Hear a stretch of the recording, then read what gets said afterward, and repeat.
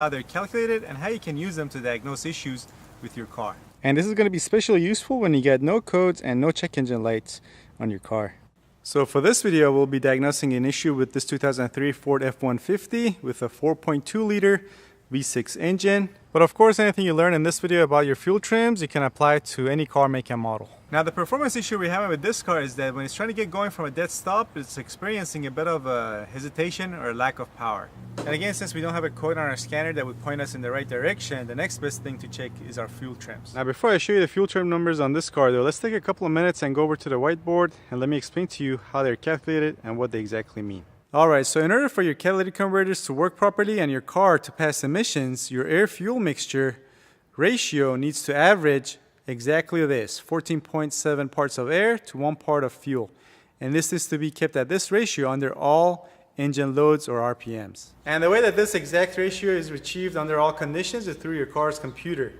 Your car's computer basically controls the amount of time your fuel injectors stay open, therefore controlling the amount of fuel going through your engine. Now your car's computer doesn't control the amount of air exactly entering your engine, but it has some sensors that precisely measure the amount of air entering the engine.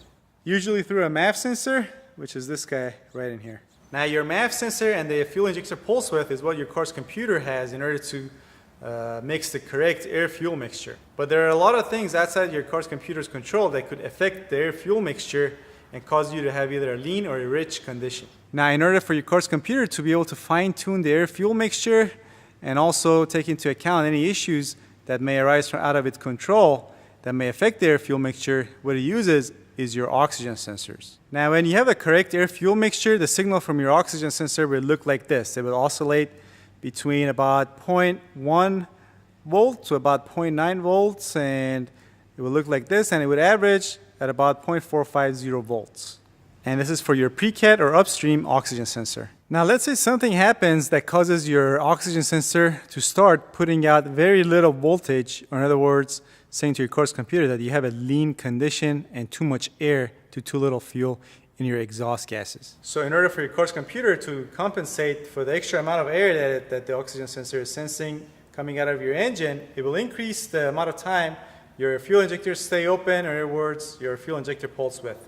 And this will show as a positive percentage in your short-term fuel trim. So it will look like something like this. And this will increase until your oxygen sensors start oscillating again between 0.1 to 0.9 volts. And that's given if your oxygen sensors are working properly. If you have an oxygen sensor that's bad and it's maybe shorted to ground, let's say, and it's only putting out 0.0 volts to your car's computer, this is going to increase, but not because you have a problem with a MAF sensor or your fuel injectors or something, but rather simply your oxygen sensors are bad. Now on the other hand, if you have an oxygen sensor that's showing high voltage, it's basically saying to your car's computer that you have a rich fuel mixture, air-fuel mixture going to your engine, and your car's computer will respond by shortening the time your fuel injectors are opened, and this will show as a negative percentage in your short-term fuel trim. So basically, let's say it would be negative 20% here. So in so many words, if you have a positive number here, your car is running lean. If you have a negative number here, your car is running rich. And the job of your short-term fuel trim is to make sure that your oxygen sensor is oscillating between lean and rich and averaging at 0.45 volts. Now, if the problem that's causing your rich or lean condition is continuous and it's affecting your engine's air-fuel mixture for a long time, if that's the case, the information from your short-term fuel trim will transfer over to your long-term fuel trim. So let's say we're running lean and we're 20% positive. What will happen is that you'll get 20% positive on the long-term fuel trim. And this is going to happen slowly though. It's not going to happen as soon as this goes 20%. Your car's computer will have to run lean for a while in order for this to start increasing slowly. But as this increases, this will decrease until this goes all the way back down to about 0.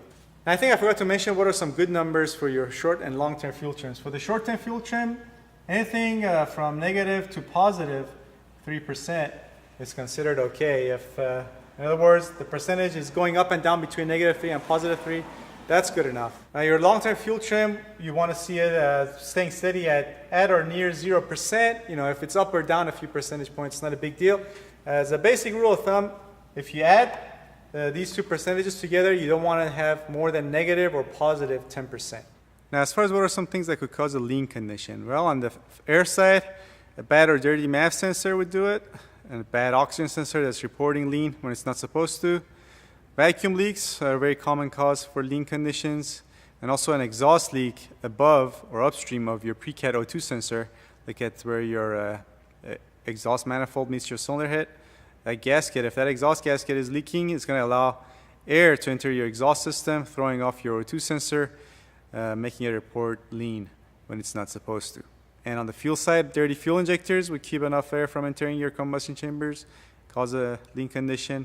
A weak fuel pump, and also restricted fuel lines, like if you have a dirty fuel filter, would do the same thing. And as far as what are some things that could cause a rich condition, on the air side again, a MAF sensor. Generally speaking, MAF sensors, when they go bad or get dirty, they are responsible for a lean condition. But on occasion, I believe they could be responsible for a rich condition. Same thing again, an O2 sensor that's reporting rich when it's not supposed to. Worn engine, if you have worn piston rings, your engine is not going to be able to suck in enough air to mix with the fuel mixture, therefore causing a rich condition. Also exhaust restrictions. Now on this one, I don't have personal experience with this one exactly. Some say this could also be responsible for a lean condition, like also an exhaust restriction. The most common example I should say would be a clogged catalytic converter. And on the fuel side, leaking fuel injectors, bad fuel pressure regulators, evap system, like if the purge solenoid is stuck open, you're just going to be sucking in fuel vapors when you're not supposed to, causing a rich condition. Also high fuel pressure inside your pressure lines would do the same. All right, enough whiteboard action for now. Let's get to diagnosing our issue on this car. All right, so what we're going to do is to first start our engine. And you want to run the engine until it's properly warmed up and it's in closed loop.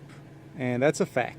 All right, it's 10 minutes later. The car is properly warmed up. Now it's time to take a look at our data. So we'll just scroll down to our live data option, enter. And the first thing we're going to check is going to be our precat O2 sensors, because if they're not working properly, all our fuel trims are going to be off. So here's a shot of our precat O2 sensor on bank 1. This is basically saying oxygen sensor 1, which is oxygen sensor bank 1 sensor 1. And as you can see, this is oscillating between 0.08 to 0.7, which is what we want to see. So this is working properly.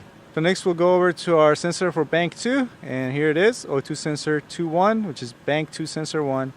And this one also is oscillating between 0.07, 0.08 to about 0.7. So that's a good sign as well. All right, now that we've confirmed our O2 sensors are working properly and they're oscillating, basically means that our short-term fuel trim should be at or near 0, unless things are really bad, which I don't think is the case with this car, because this car otherwise drives okay. But if there is a problem with our fuel trims, it will show in the long-term fuel trim. So here's a look at our short-term fuel trim for bank 1, and as you can see, it's between -3 to about +3, which is about normal. And here's a short-term fuel trim for bank 2. And this one as well is about -3 to +3, which again is a good sign. And here's a look at our long-term fuel trim for bank 1. And this one is at about 15%, which is too high, and it shows a lean condition. This basically means that the computer has to increase the injector on time by about 15% in order to get the air-fuel mixture to the correct ratio. And here's a long-term fuel trim for bank 2. And this one is even higher at about 17%, which again means that we're running lean on this bank as well. All right, so those are our numbers for our fuel trims at idle, but let's raise the RPM to about 2,500 to 3,000 and hold it there and see whether it makes a difference in our fuel trim numbers. All right, that's interesting. As you can see, it's gone down to about 9.4%, which is a bit of an improvement. All right, let's do the same thing for bank 2.